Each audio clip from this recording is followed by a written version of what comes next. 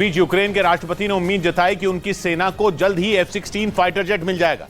Japan के Hiroshima में G7 की बैठक के बाद जेलेंस्की ने यह भरोसा जताया। और जेलेंस्की के मुताबिक अमेरिका से हरी झंडी मिलने के बाद यूरोप के देश जल्द ही यूक्रेन को F-16 लड़ाकू विमान दे देंगे।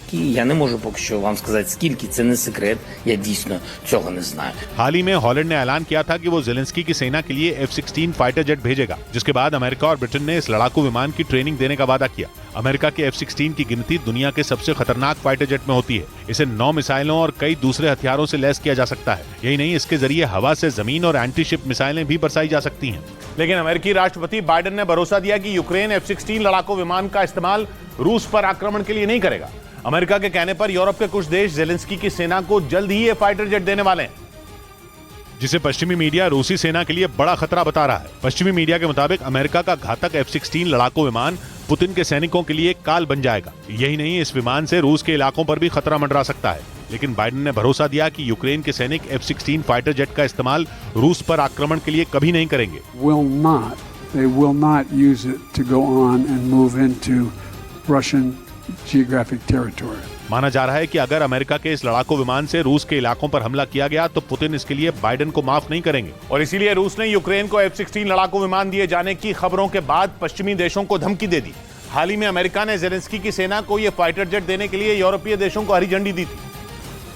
और एक दिन पहले अमेरिका ने यूक्रेन की वायुसेना के पायलटों को F-16 लड़ाकू विमान उड़ाने की ट्रेनिंग देने का भी ऐलान किया। अमेरिका से पहले ब्रिटेन ने भी जेलेंस्की की सेना को इस फाइटर जेट की ट्रेनिंग देने का वादा किया था, जिसके बाद रूस के उप विदेश मंत्री अलेक्जेंडर ग्रुश्को ने अमेरिका समेत पश्चिमी देशों को इसका अंजाम भुगतने की चेतावनी दे दी। उन्होंने साफ कहा कि यूक्रेन को F-16 लड़ाकू विमान देने वाले देशों पर रूस कड़ा हमला करेगा। पश्चिमी मीडिया के मुताबिक रूसी सेना को डर है कि कहीं पेट्रियट मिसाइल डिफेंस सिस्टम की तरह F-16 लड़ाकू विमान भी यूक्रेन में उसका खेल न बिगाड़ दें।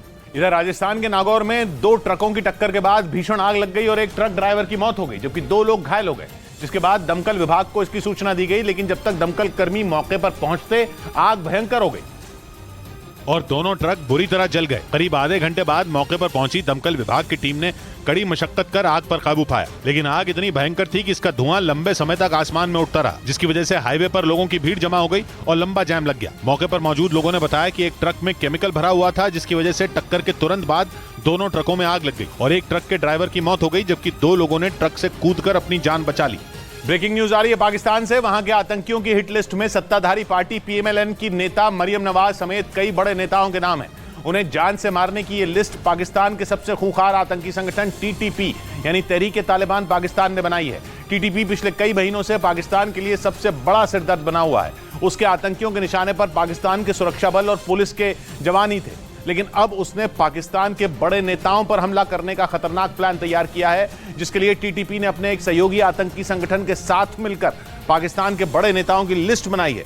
पाकिस्तान की मीडिया का दावा है कि इस लिस्ट में नेताओं से लेकर पाकिस्तान के कई बड़े अधिकारियों के भी नाम शामिल हैं, जिन्हें मौत के घाट उतारने के लिए TTP अपने आतंकियों को तैयार करने में जुटा है। खबर है कि इस काम में जमातुल अहरार नाम का आतंकी संगठन भी उसकी मदद कर रहा है। इन दोनों संगठनों ने मिलकर जो हिट लिस्ट बनाई है, उसमें सबसे पहला नाम पाकिस्तान की सत्ताधारी पार्टी PMLN की नेता मरियम नवाज का है। यही नहीं, पाकिस्तान के गृह मंत्री राना सनाउल्लाह भी TTP के निशाने पर हैं। उनके अलावा कई दूसरे बड़े नेताओं की जान पर खतरा मंडरा रहा है, जिसका मतलब है कि TTP पाकिस्तान की मुसीबत और बढ़ा सकता है, क्योंकि अब तक वो पाकिस्तानी सेना और पुलिस के जवानों पर हमले की कई घटनाओं को अंजाम दे चुका है।